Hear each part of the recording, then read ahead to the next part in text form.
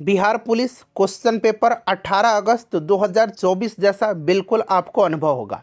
Hello friends, welcome to the success Kendra. Friends देखिए, Bihar police का exam 18 अगस्त 2024 को और 21 अगस्त 2024 को जिनका भी है वे इस सेशन को पूरा ध्यानपूर्वक देखिएगा। बड़ा ही इम्पोर्टेंट सेशन है और मैंने ठीक वैसे ही प्रश्नों को रखा हुआ है जैसे कि 7 अगस्त 2024 को और 11 अगस्त 2024 को बिहार पुलिस का जो एग्ज़ाम लिया गया है उसमें जो प्रश्न के लेवल और प्रश्न के जो पैटर्न है वैसे ही प्रश्नों को हमने शामिल किया हुआ है। जो लोग चैनल पर पहली बार आए हुए हैं चैनल को सब्सक्राइब कर लेंगे और जो बगल में बेल आइकन है, घंटी का निशान है, उसको भी ज़रूर दबा लीजिएगा ताकि आपको रेगुलर अपडेट्स मिलते रहें। तो चलिए शुरू करते हैं सेशन। फ्रेंड्स एक बार सभी लोग सेशन को लाइक कर देंगे और इसका लिंक किसी भी एक ग्रुप में जहाँ कहीं भी आप हैं वहाँ पर इसको शेयर कर दीजिएगा। पहला प्रश्न पढ़िएगा कि लोटा छत से गिरा में कौन सा कारक है। लोटा छत से गिरा में कौन सा कारक है। तो आपको याद होगा फ्रेंड्स, कर्ता ने कर्म को करण से, संप्रदान को के लिए, आपादान से अलगाव। तो यहाँ पर देखिए लोटा छत से गिरा, इसमें आपादान कारक है, यहाँ पर अलगाव हो रहा है। गंगा हिमालय से निकलती है, गंगा हिमालय से निकलती है, उसमें भी आपादान कारक ही होगा। तो ये सारे पॉइंट्स आप जरूर ध्यान रखिएगा। चलिए नेक्स्ट क्वेश्चन है कि अकर्मक क्रिया के कितने भेद होते हैं। अच्छा, अकर्मक और सकर्मक आपने पढ़ा होगा। जिन क्रियाओं का फल कर्ता पर पड़ता है वो अकर्मक होते हैं और जिनका फल कर्म पर पड़ता है वो सकर्मक क्रिया कहलाती है। ठीक है, जैसे अकर्मक क्रिया की बात करें तो राम खाता है, राम खाता है, और सकर्मक में राम आम खाता है। क्लियर है ना, इसमें ऑब्जेक्ट है। क्लियर। तो इसके दो भेद होते हैं, अकर्मक क्रिया के दो भेद होते हैं। कौन कौन से? तो पूर्ण अकर्मक क्रिया और अपूर्ण अकर्मक क्रिया। पूर्ण अकर्मक क्रिया और अपूर्ण अकर्मक क्रिया। ठीक है ना, ध्यान रखिएगा। चलिए नेक्स्ट क्वेश्चन कर लेंगे कि आम के आम गुठलियों के दाम लोकोक्ति का सही अर्थ क्या है। चलिए, आम के आम गुठलियों के दाम, इस लोकोक्ति का सही अर्थ क्या है? तो इसका मतलब होता है दोहरा फायदा। इसका मतलब होता है डबल आपका बेनिफिट जो है, दोहरा फायदा हो जाएगा। ऑप्शन 4। नेक्स्ट है कि अक्ल के घोड़े दौड़ाना, अक्ल के घोड़े दौड़ाना मुहावरे का सही अर्थ क्या है। अक्ल के घोड़े दौड़ाना मुहावरे का सही अर्थ क्या है, बताइए राइट आंसर क्या हो जाएगा। तो इसका जो करेक्ट आंसर हो जाएगा अक्ल के घोड़े दौड़ाना, बताइए। तो राइट आंसर इसका ऑप्शन 1 हो जाएगा, केवल कल्पनाएं करते रहना। ठीक है ना, केवल कल्पनाएं करते रहना। चलिए नेक्स्ट क्वेश्चन कर लेंगे अब हम लोग। अगला प्रश्न है हमारा कि किस क्रमांक में खिड़की का पर्यायवाची नहीं है। किस क्रमांक में खिड़की का पर्यायवाची नहीं है, चलिए बताइएगा राइट आंसर क्या होगा। सभी लोग आंसर कमेंट करिए और फ्रेंड्स एक बार जल्दी से सेशन को सभी लोग लाइक कर दीजिए। चलिए बताइएगा। तो देखिए, खिड़की का पर्यायवाची जो होता है ये वातायन होता है। एक तो वातायन हो गया, उसके बाद गवाक्ष होता है, उसके बाद झरोखा होता है। ये द्वार नहीं होगा, द्वार मतलब दरवाज़ा होता है। ठीक है ना। चलिए नेक्स्ट क्वेश्चन है किस क्रमांक में सभी पर्यायवाची शब्द सही हैं। सभी पर्यायवाची शब्द सही दिए गए हैं। तो यहाँ पर देखिएगा रुधिर, रक्त और लहू, ये सारे खून के पर्यायवाची शब्द हैं। ऑप्शन 3 इसका राइट आंसर हो जाएगा। सारे के सारे ये तीनों सुमेलित हैं, मतलब कहने का मतलब ये बिल्कुल एक ही शब्द हैं, इनका अर्थ एक ही होता है। देखिए, किस क्रमांक के सभी शब्द तत्सम नहीं हैं। किस क्रमांक के सभी शब्द तत्सम नहीं हैं, चलिए बताइए। तो यहाँ पर देखिएगा सिर, शिखा, शकर और शिक्षा, ये शब्द जो हैं सभी शब्द इसमें से तत्सम नहीं हैं। क्लियर, ध्यान रखिएगा। चलिए नेक्स्ट क्वेश्चन कर लेंगे कि किस क्रमांक में तद्भव शब्द नहीं है। किस क्रमांक में तद्भव शब्द नहीं है? वे शब्द जो संस्कृत की परंपरा से ध्वनि परिवर्तनों के साथ परिवर्तित रूप में हिंदी को प्राप्त हुए हैं, बताइए। तो यहाँ पर देखेंगे तो इसका राइट आंसर ऑप्शन 2 हो जाएगा, चवर्ण। ठीक है ना, चवर्ण तद्भव शब्द नहीं है, चवर्ण तद्भव शब्द इसमें से नहीं है। ठीक है, चलिए देखिए क्वेश्चन नंबर 9 है कि in the following question identify the option which is an adverb. बताइए इसमें से एडवर्ब आपको बताना है। करेक्ट आंसर इसका क्या होगा? चलिए सभी लोग इसका आंसर कमेंट करिए, सोच समझ करके आंसर कमेंट करिए। इंग्लिश बहुत हार्ड नहीं होता है, बेसिक चीज़ इसमें पूछा जाता है। चलिए बताइएगा सभी लोग इसका आंसर कमेंट करिए, क्या होगा इसका करेक्ट आंसर। तो यहाँ पर ध्यान दीजिएगा, टू राइज अर्ली। यहाँ पर देखिए राइज जो है, राइज ये वर्ब है और यहाँ पर अर्ली जो है ये एडवर्ब है, ठीक है ना। तो ऑप्शन 3 इसका करेक्ट आंसर हो जाएगा। उसके बाद देखिएगा कि in the following question fill in the blank with correct compound conjunction. चलिए, he took off his coat, खाली स्थान दिया गया है, he entered the house. Right answer इसका क्या हो जाएगा? तो he took off his coat as soon as he entered the house. तो ऑप्शन 3 यहाँ पर हो जाएगा एज सुन एज, ठीक है ना, ज्यों ही मतलब होता है। नेक्स्ट क्वेश्चन है कि in the following question identify the noun having singular and plural alike. Singular और प्लूरल में समान होते हैं, बताइए राइट आंसर क्या हो जाएगा। तो यहाँ पर एयरक्राफ्ट, स्पीसीज और ship, all of the above इसका राइट आंसर हो जाएगा। ये सिंगुलर और प्लूरल में जो हैं ये समान होते हैं। चलो उसके बाद नेक्स्ट क्वेश्चन है हमारा कि आइडेंटिफाई द करेक्ट सेंटेंस। यहाँ पर आपको इनकरेक्ट सेंटेंस बताना है। यहाँ पर आपको इनकरेक्ट सेंटेंस बताना है। तो देखिए, his means is small but he has incurred no डेप्ट। हिज मीन्स आर यहाँ पर होगा, आर स्मॉल होगा, ठीक है ना। इज स्मॉल यहाँ पर नहीं होगा, यहाँ पर आर स्मॉल होगा। तो इसीलिए ऑप्शन 2 जो है यह इनकरेक्ट सेंटेंस है। बाकी देखिए, मिजल्स इज इन्फेक्शियस, मिजल्स और रूबेला आपने पढ़ा एक बीमारी है, ये सही दिया गया है। Mathematics is his favourite subject, सही है। Vermin destroy our property and carry disease, ये भी सही है। ऑप्शन 2 राइट आंसर हो जाएगा। Change the following sentence in the future perfect continuous tense, identify the correct option among the choice of given. I am speaking, इसको किस में बदलना है? फ्यूचर परफेक्ट कंटिन्यूअस टेंस में। चलिए बताइए। तो यहाँ पर देखिएगा, आई शैल हैव बीन स्पीकिंग। तो ऑप्शन नंबर यहाँ पर आपका 2 जो होगा राइट आंसर हो जाएगा। इसका स्ट्रक्चर ही होता है सब्जेक्ट प्लस विल या शैल, हैव बीन प्लस वर्ब का, हैव बीन प्लस वर्ब का चौथा रूप, ठीक है ना। सब्जेक्ट प्लस शैल या will, have been plus verb का चौथा रूप।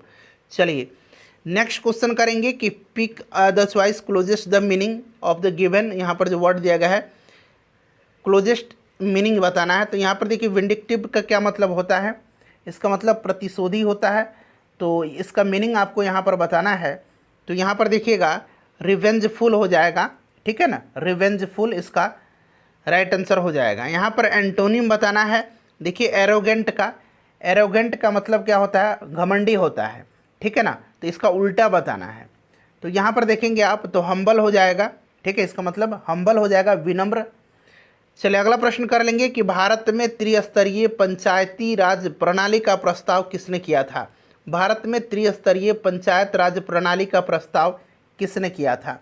चलिए बताइए सभी लोग इसका आंसर कमेंट करिए कि इसका राइट आंसर क्या होगा।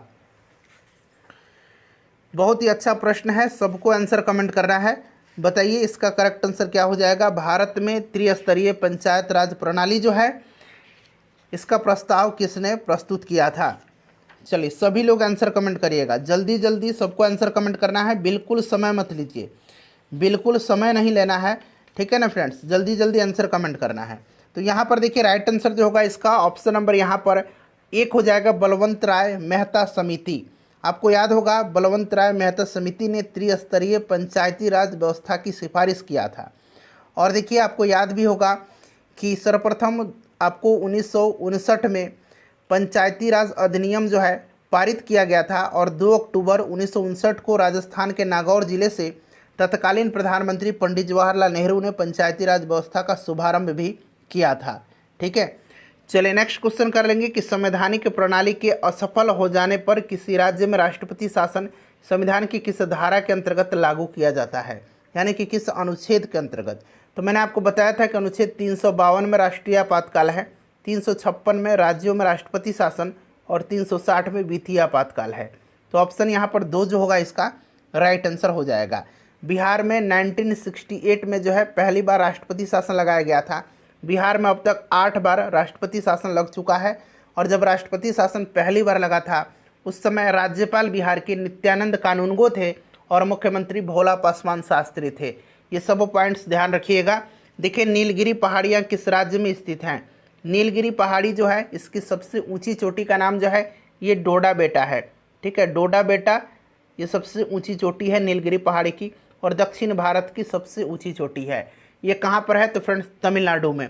दक्षिण भारत की सबसे ऊंची चोटी पूछेगा तो अनाईमुडी है जो कि अन्नामलाई पर्वत पर स्थित है। दूसरी सबसे ऊंची चोटी डोडा बेटा है जो नीलगिरी पहाड़ी पर जो है स्थित है। ये सारे पॉइंट्स आप ध्यान रखिएगा। चलिए अगला प्रश्न है कि प्रसिद्ध पुस्तक गीत गोविंद किसने लिखा है। गीत गोविंद को लिखा है किसने, तो देखिए गीत गोविंद जो है इसको लिखा है किसने, तो यह जयदेव की रचना है। गीत गोविंद के लेखक जयदेव हैं। कौन है फ्रेंड्स, जयदेव, याद रखिएगा। उसके बाद देखिएगा भारतीय कृषि क्षेत्र में अधिक उपज वाली किस्मों का कार्यक्रम कब शुरू किया गया था। भारतीय कृषि क्षेत्र में, यहाँ पर अब ध्यान दीजिएगा। देखिए भारतीय कृषि क्षेत्र में पूछा गया है, भारतीय कृषि क्षेत्र में अधिक उपज वाली किस्मों का कार्यक्रम कब शुरू किया गया था। चलिए सभी लोग इसका आंसर कमेंट करें। चलिए बताइएगा, सभी लोग इसका आंसर बताइए कि क्या होगा। तो यहाँ पर देखिएगा इसका राइट आंसर 1966-67 होगा। तो 1966 इसका यहाँ पर करेक्ट आंसर हो जाएगा। अगर ये 1967 दिया हुआ है और 1966 भी दिया गया है तो 1966-67 में, तो 1966 पर आप क्लिक करिएगा। ठीक है ना, 1966 इसका राइट आंसर हो जाएगा। आपको याद होगा कि 1966-67 के बाद की जो अवधि है उसमें भारतीय कृषि में संरचनात्मक परिवर्तन हुए। वहाँ पर HYV, ठीक है, HYV यानी कि हाई यील्डिंग वैरायटी बीज का प्रयोग इसमें शामिल था। ठीक है, तो ऑप्शन इसका 3 राइट आंसर हो जाएगा। भूरी क्रांति किससे संबंधित है, भूरी क्रांति किससे संबंधित है, तो भूरी क्रांति जो है भारत में किससे संबंधित। अब यहाँ पर देखिए भूरी क्रांति का संबंध आपने पढ़ा है कि उर्वरक उत्पादन से है, लेकिन सही पढ़ा है। हालांकि कृषि में यह क्रांति कोको से भी जुड़ी हुई है, इसीलिए भारत में खाद्य प्रसंस्करण और शीतल पेय के उद्योग के विकास में भी यह भी ऑप्शन जो है सही हो जाएगा। ठीक है ना। चलिए अगला प्रश्न करेंगे कि किसी निश्चित समय अवधि में किसी देश में उत्पादित वस्तुओं और सेवाओं के कुल मूल्य को क्या कहते हैं। चलिए बताइए इसका राइट आंसर क्या हो जाएगा, उसको क्या कहते हैं। तो देखिए फ्रेंड्स, उसको कहा जाता है राष्ट्रीय आय। क्या कहा जाता है, राष्ट्रीय आय कहा जाता है किसी निश्चित समय अवधि में किसी देश में उत्पादित वस्तुओं और सेवाओं के कुल मूल्य को राष्ट्रीय आय कहा जाता है। देखिए भारतीय कृषि का किसी महत्वपूर्ण स्तर तक यंत्रीकरण किस कारण से संभव नहीं है, किस कारण से संभव नहीं है, तो इसका सही आंसर इसमें से आपका ऑप्शन ए हो जाएगा, छोटे जोत क्षेत्र। ठीक है ना, छोटे जोत क्षेत्र के कारण जो है भारत में जो कृषि है उसका यंत्रीकरण संभव नहीं है। नेक्स्ट क्वेश्चन करेंगे, छोटे जोत का मतलब आप समझ ही रहे होंगे। भारतीय संविधान का कौन सा अनुच्छेद लोक सेवा आयोग के कार्यों से संबंधित है। बताइए राइट आंसर इसका क्या हो जाएगा। भारतीय संविधान का कौन सा अनुच्छेद लोक सेवा आयोग के कार्यों से संबंधित है। तो देखिए फ्रेंड्स, इसका जो करेक्ट आंसर हो जाएगा यह आपका अनुच्छेद 320 हो जाएगा, अनुच्छेद 320। ठीक है ना, अनुच्छेद 320 इसका राइट आंसर हो जाएगा। चलिए उसके बाद नेक्स्ट क्वेश्चन कर लेंगे कि निम्न में से कौन सी मृदा कपास के लिए सर्वोत्तम है। तो आपने पढ़ रखा है कपास की खेती के लिए काली मिट्टी, जिसको रेगुड़ मिट्टी भी कहा जाता है, इस तरह से आपको रेगुड़ भी मिलेगा। ठीक है ना, रेगुड़ मिट्टी, तो ध्यान रखिएगा। प्रथम यूरोपीय देश का नाम बताएं जिसने भारत के साथ व्यवसाय करने के लिए ज्वाइंट स्टॉक कंपनी की शुरुआत किया था। प्रथम यूरोपीय देश का नाम बताइए जिसने भारत के साथ व्यवसाय करने के लिए ज्वाइंट स्टॉक कंपनी की शुरुआत किया था। तो फ्रेंड्स, यह सर्वप्रथम डचों ने किया था। किसने किया था, तो सर्वप्रथम डचों ने किया था। तो राइट आंसर यहाँ पर अगर हम बात करें तो डच करेक्ट आंसर हो जाएगा। ठीक है ना, डच इसका करेक्ट आंसर हो जाएगा। चलिए उसके बाद देखिए, चरक किसके प्रसिद्ध दरबारी चिकित्सक थे। चरक किसके प्रसिद्ध दरबारी चिकित्सक थे। चरक की रचना चरक संहिता है यह एक प्रसिद्ध आयुर्वेदाचार्य थे और यह कुषाण वंश के सबसे प्रतापी शासक कनिष्क के दरबार में रहते थे। अगला प्रश्न हमारा कि निम्न में से कौन सा एक भारत का तेल क्षेत्र सबसे प्राचीन है और अभी भी तेल उत्पादन करता है। एक बार सभी लोग जल्दी से फ्रेंड्स प्लीज सेशन को लाइक कर दीजिए। बताइए राइट आंसर इसका क्या हो जाएगा। भारत का तेल क्षेत्र सबसे प्राचीन है और अभी भी तेल उत्पादन करता है। तो सबसे प्राचीन आपको याद है का असम में दिग्बोई है, ठीक है ना, असम का दिग्बोई है। क्लियर, याद रखिएगा, इंपॉर्टेंट है। चलिए उसके बाद देखिएगा कि रामायण का अनुवाद फारसी में किसने किया था। रामायण का अनुवाद फारसी में किसने किया था। तो फ्रेंड्स ये रामायण का अनुवाद जो है फारसी में किसने किया था बताइए।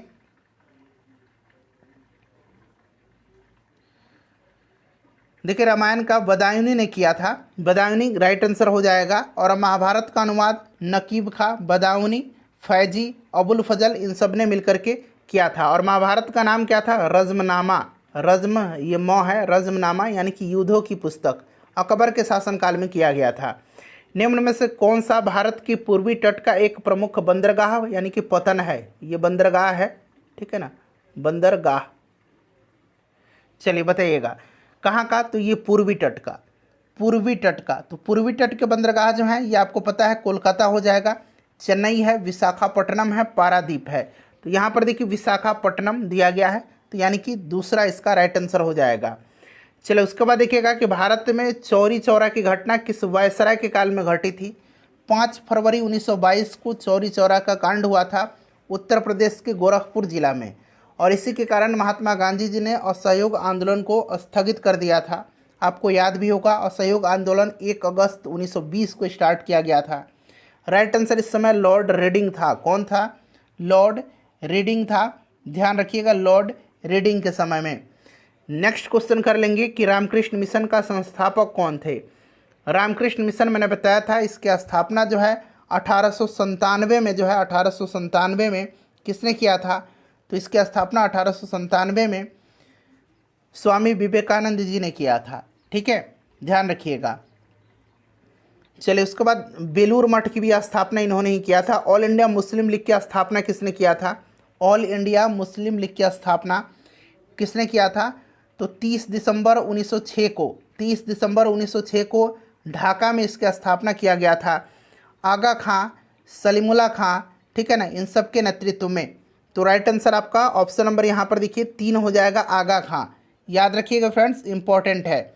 चले नेक्स्ट क्वेश्चन करेंगे। इस समय मैं ज़्यादा एक्सप्लेन नहीं करूँगा, सॉरी ज़्यादा एक्सप्लेन नहीं करूँगा इसलिए कि समय बिल्कुल भी नहीं बचा हुआ है, ठीक है। अब एक्सप्लेनेशन सुनने का समय खत्म हो गया है, अब सीधे रिवीजन करते चलिए। देखिए भारत के नियंत्रक और महालेखा परीक्षक का कार्यकाल कितने वर्ष का होता है बताइए। वर्तमान में कौन भारत के नियंत्रक एवं महालेखा परीक्षक हैं। तो गिरीश चंद्र मुर्मू हैं।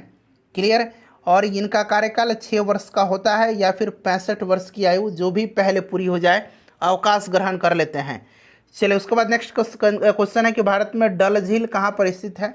डल झील, उलर झील, ठीक है ना, नागिन झील, ये सब आप याद रखिएगा, ये जम्मू कश्मीर में है, जम्मू कश्मीर में है, याद रखिएगा।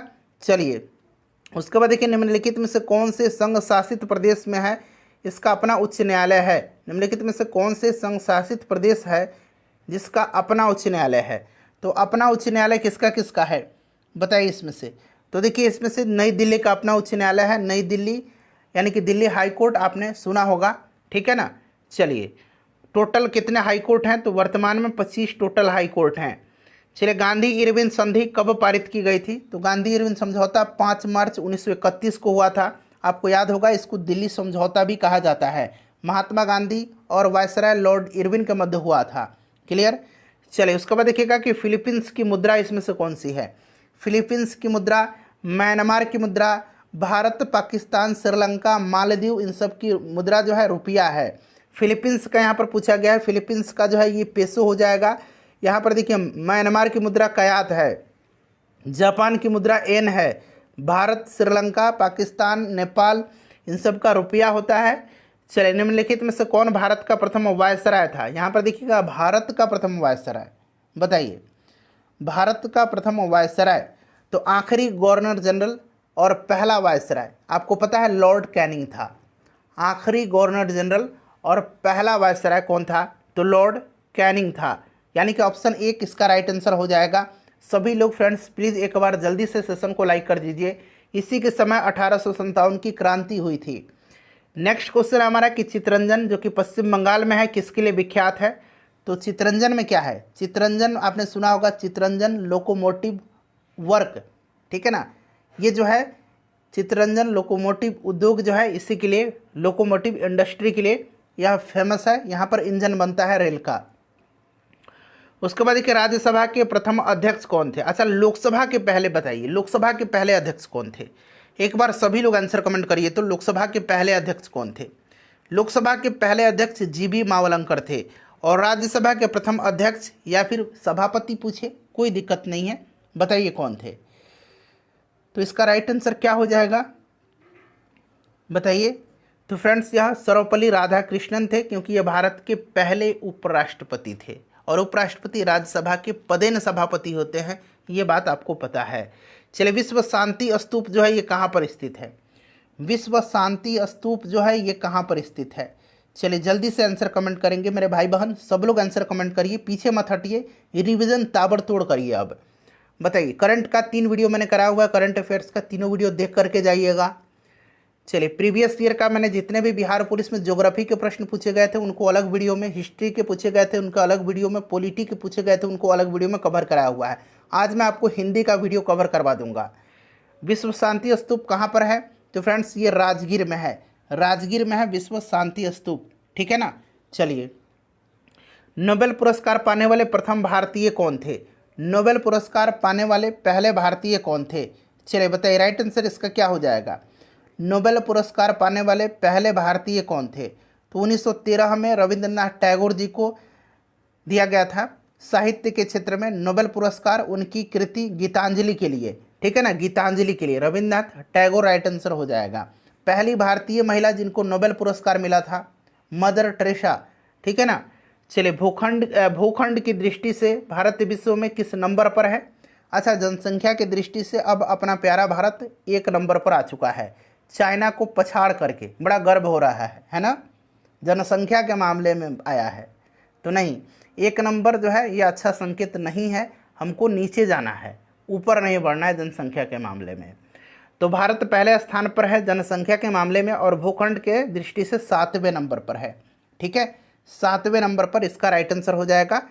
चलिए नेक्स्ट क्वेश्चन करेंगे कि निम्न में से किस राज्य में पंचायती राज संस्था बिल्कुल ही नहीं है? बताइए, किस राज्य में पंचायती राज संस्था बिल्कुल ही नहीं है?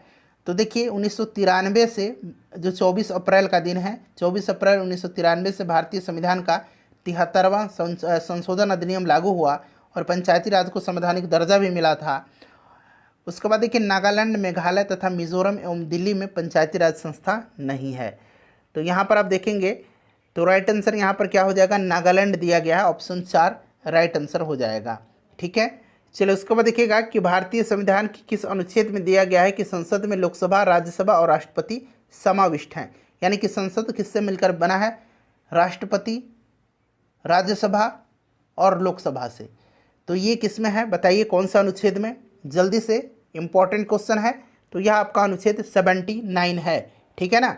चलिए, भारत में भाप से चलने वाली इंजनों का निर्माण कब से बंद कर दिया गया? भाप से चलने वाली जो इंजन है इसका निर्माण कब से बंद कर दिया गया बताइए?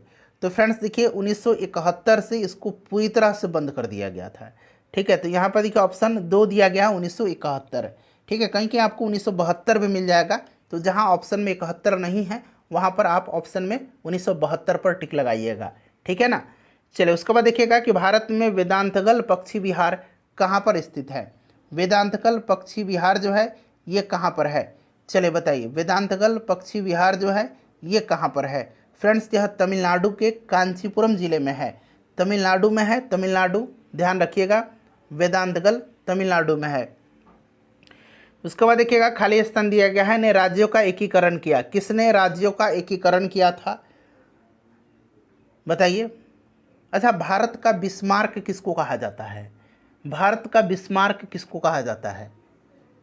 सरदार पटेल को। और इन्होंने ही जो है राज्यों का एकीकरण में महत्वपूर्ण भूमिका निभाई थी, भारत के पहले गृह मंत्री हैं, भारत के पहले प्रधानमंत्री हैं। याद रखिएगा, महावीर किस राज्य परिवार में पैदा हुए थे? महावीर का जन्म जो है ये कुंडग्राम वैशाली में 540 ईसा पूर्व में हुआ था। ठीक है ना, बताइए। राइट आंसर यहाँ पर आप देखेंगे तो राइट आंसर इसका क्या हो जाएगा? तो चूंकि ये इनके पिता जात्री कुल के एक क्षत्रिय थे तो यहाँ पर क्षत्रिय दे रखा है, तो क्षत्रिय पर हम लोग टिक लगाएंगे। इनके पिता का नाम सिद्धार्थ था और इनकी माता का नाम त्रिशला था। ठीक है ना। चलिए, जैन धर्म के आखिरी और 24वें तीर्थंकर थे वर्धमान महावीर। सूर्य पूर्व दिशा में से उगता है और पश्चिम में डूबता है, इसका कारण क्या है? इसका कारण क्या है? चलिए बताइए, इसका कारण क्या है? अच्छा, हमारी जो पृथ्वी है ना, यह किस प्रकार से घूमती है? पूर्व से पश्चिम या पश्चिम से पूर्व? बताइए तो, पूर्व से पश्चिम या पश्चिम से पूर्व? चलिए कमेंट करिए, सभी लोग कमेंट कर दीजिएगा। देखिए, सूर्य पूर्व दिशा से उगता है और पश्चिम में डूबता है, इसका कारण है पृथ्वी का अपनी धुरी पर घूर्णन। इसी के कारण जो है दिन रात हो रहा है। चलिए उसके बाद देखिए, महाराजाधिराज की पदवी पाने वाला प्रथम गुप्त शासक निम्नलिखित में से कौन था? महाराजाधिराज की पदवी यानी कि उपाधि धारण करने वाला प्रथम गुप्त शासक कौन सा था? तो फ्रेंड्स, यह चंद्रगुप्त प्रथम था। गुप्त वंश की स्थापना किसने किया था? तो ये श्रीगुप्त ने गुप्त वंश की स्थापना किया था। उसके बाद देखिए, भारत में सबसे बड़ा प्राकृतिक बंदरगाह कौन सा है? भारत में सबसे बड़ा प्राकृतिक बंदरगाह इसमें से कौन सा है? राइट आंसर जल्दी से बताइए। तो राइट आंसर यहाँ पर देखेंगे तो इसमें से मुंबई बंदरगाह जो है एक प्राकृतिक बंदरगाह है। ठीक है ना, ध्यान रखिएगा, और भारत का सबसे बड़ा प्राकृतिक बंदरगाह है। चलिए, तो ये आपका हो जाएगा मुंबई। उसके बाद देखिए, किस दिन पृथ्वी से सर्वाधिक दूरी पर एपीहेलियन होता है? उस दिन सूर्य होता है, यानी कि किस दिन पृथ्वी सूर्य से सर्वाधिक दूरी पर होती है? अच्छा, सबसे निकट 3 जनवरी के दिन होती है।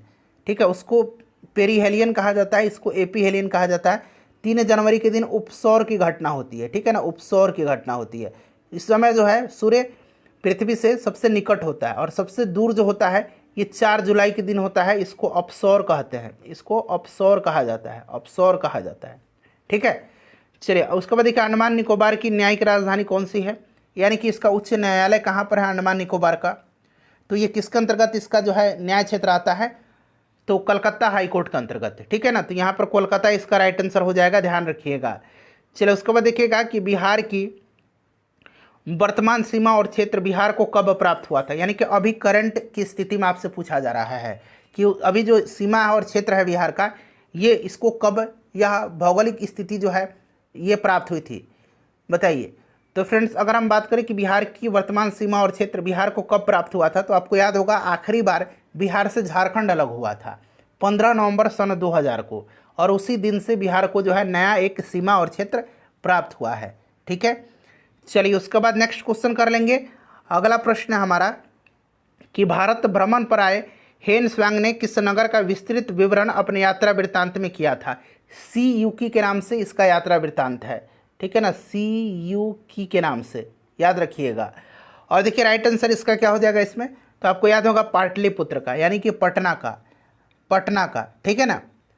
चलिए, उसके बाद देखिएगा कि वर्ष 1956 में राज्य पुनर्गठन के समय बिहार में कितने जिले थे? इंपॉर्टेंट क्वेश्चन है ये क्वेश्चन इंपॉर्टेंट है। 17 जिला। ठीक है ना, याद रखिएगा 1956 में राज्य पुनर्गठन के समय बिहार में कितने जिले थे? तो 17 जिले थे। 17 जिले थे। वर्तमान में कितना है? 38 जिला है। वर्तमान में कितना है? 38 जिला है, ध्यान रखिएगा। टोटल कितने प्रमंडल हैं बिहार में? 9 प्रमंडल हैं। नेक्स्ट क्वेश्चन है कि बिहार केसरी किसे कहा जाता है? बिहार केसरी, बिहार विभूति, ये सब आपको याद रखना है। बिहार केसरी कहा जाता है श्री कृष्ण सिंह को, बिहार विभूति अनुग्रह नारायण सिंह को, लोकनायक जयप्रकाश नारायण को, लोकमान्य बाल गंगाधर तिलक को, देश रत्न या अजात शत्रु कहा जाता है डॉक्टर राजेंद्र प्रसाद को। नेक्स्ट क्वेश्चन है कि बिहार की प्रथम फिल्म कौन सी है? बिहार की यहाँ पर बताइएगा प्रथम फिल्म यहाँ पर कौन सी पूछा गया आपसे है? तो आपका राइट आंसर होगा बिहार की प्रथम फिल्म जो है यह पुनर्मिलन है। ठीक है ना, पुनर्मिलन राइट आंसर हो जाएगा। 1931 में इसका निर्माण हुआ था, और इसके डायरेक्टर जो थे धीरेन गांगुली थे। चलिए, यहाँ सब साइंस का प्रश्न है कि लोहे की तीली, ध्यान से पढ़िएगा, लोहे की तीली भरी हुई एक नाव तालाब, देखिए लोहे की तीली भरी हुई एक नाव तालाब के पानी में तैर रही है। दोनों, ठीक है। जब लोहे की तीली को हटा दिया जाएगा तब पानी का स्तर क्या होगा, बताएंगे। इसका राइट आंसर क्या हो जाएगा, बताइए राइट आंसर इसका क्या हो जाएगा। तो देखिए फ्रेंड्स, आपका कोई भी परिवर्तन नहीं होगा। आपने पढ़ा है ना कि कोई भी चेंजिंग नहीं होता, अपरिवर्तित जो है पानी का स्तर रहता है। चलिए उसके बाद देखिए, आकाश में उड़ते हुए पक्षी में होती है। तो उड़ते हुए पक्षी में क्या होती है, उड़ते हुए पक्षी में क्या होती है। तो देखिए आकाश में उड़ते हुए पक्षी के क्या होती है। तो देखिए जो आकाश में पक्षी उड़ता है ना, ऊंचाई के कारण उसमें एक स्थितिज ऊर्जा भी होती है और गतिज ऊर्जा भी होती है। अब एक निश्चित ऊंचाई की पर जब पहुंच जाएगा तो उसकी स्थितिज ऊर्जा भी हो जाएगी उसमें, और गतिज ऊर्जा भी तो उसमें आगे बढ़ रहा है निरंतर, तो दोनों होती है। चलिए उसके बाद देखिएगा कि गति के सूत्र S = ut + ½ में S का मतलब क्या है। अब यहाँ पर एक एक करके मैं यहाँ पर बता देता हूँ। देखिए S का मतलब आपका जो है यहाँ पर क्या है, तो यह आपका t सेकंड में तय की गई दूरी है, ठीक है ना। U का मतलब क्या है, U का मतलब क्या है, इनिशियल वेलोसिटी इसको बोलते हैं, ठीक है, प्रारंभिक वेग। T का मतलब समय हो गया, A का मतलब त्वरण हो गया, फिर यहाँ पर देखिए T का मतलब समय ही है, और फिर V का मतलब होता है फाइनल वेलोसिटी यानी कि अंतिम वेग। सोने का शुद्धतम स्वरूप कौन सा है। तो सोना आपको पता है कितने कैरेट का शुद्ध होता है, तो 24 कैरेट का सोना सबसे शुद्ध होता है। चलिए कोयला किस प्रक्रिया से बनता है, कोयला किस प्रक्रिया से बनता है, चलिए बताइए राइट आंसर क्या होगा इसका। कोयला किस प्रक्रिया से बनता है। देखिए अगर हम बात करें तो उच्च ताप अपघटन या भंजन आसवन के द्वारा जैविक पदार्थों को कार्बन में या कार्बनधारी अवशेषों में जो बदलने की प्रक्रिया होती है उसको कार्बोनाइजेशन कहते हैं, कार्बोनाइजेशन, और इसी प्रक्रिया से कोयला भी बनता है। देखिए इन्वर्टर बैटरी में कौन सा अम्ल यानी कि एसिड उपयोग में लिया जाता है। इन्वर्टर बैटरी में कौन सा एसिड, तो आपने पढ़ा है ना कि बैटरी में जनरली सल्फ्यूरिक एसिड का इस्तेमाल किया जाता है। किसका, सल्फ्यूरिक एसिड का इस्तेमाल जो है बैटरी में जनरली किया जाता है। क्लियर है। चलिए उसके बाद नेक्स्ट क्वेश्चन कर लेंगे। अगला प्रश्न है हमारा कि ट्राइटियम में न्यूक्लियन की संख्या कितनी है। ट्राइटियम में क्या पूछा गया है, तो ट्राइटियम में, अच्छा ट्राइटियम है क्या, तो ये भी आपको जानना जरूरी है। ट्राइटियम है क्या,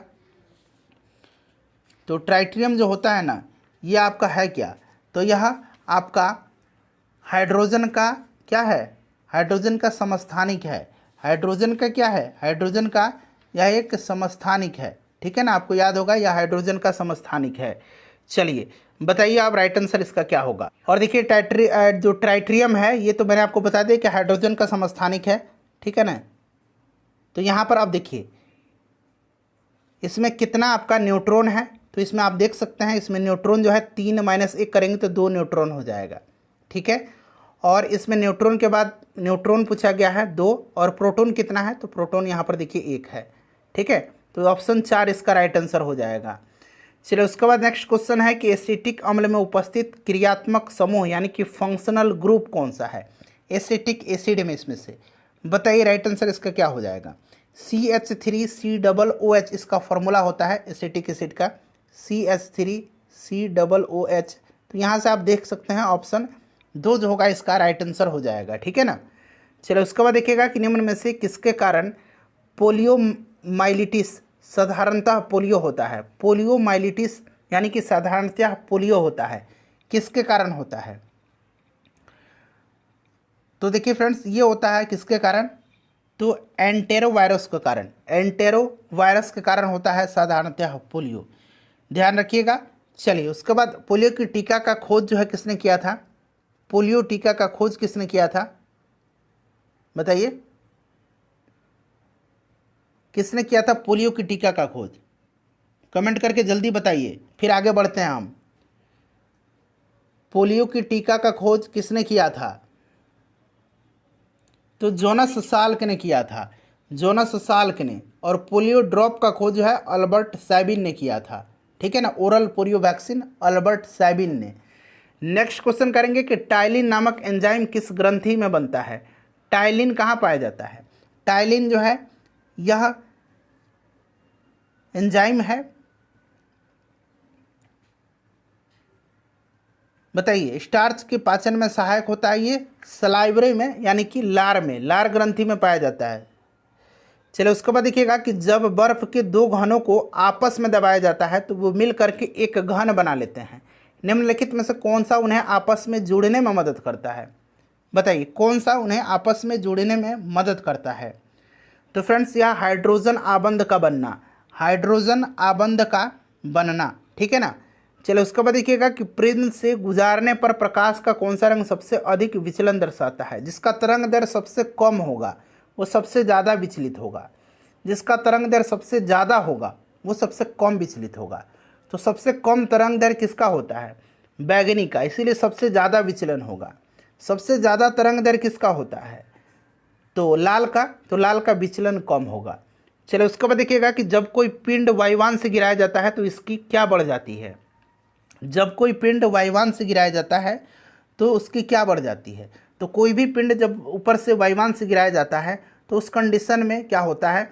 एक तो उसकी गतिज ऊर्जा बढ़ रही है, एक तो उसकी गतिज ऊर्जा बढ़ रही है। चूँकि उसका गति बढ़ रहा है तो निश्चित रूप से उसमें गति में परिवर्तन हो रहा है तो उसमें त्वरण भी उसकी बढ़ेगी।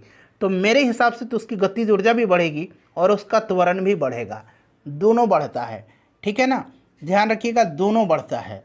चलो उसके बाद देखिएगा कि जल खींचने वाले विद्युत पंप द्वारा हम बदलते हैं। जल खींचने वाला जो विद्युत पंप होता है वो क्या होता है? तो सबसे पहले तो आपको पता है ना कि मोटर जो होता है ना ये विद्युत ऊर्जा को यांत्रिक ऊर्जा में बदलता है।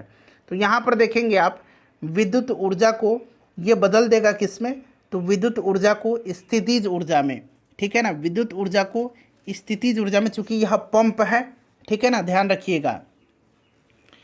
चलो उसके बाद नेक्स्ट क्वेश्चन है हमारा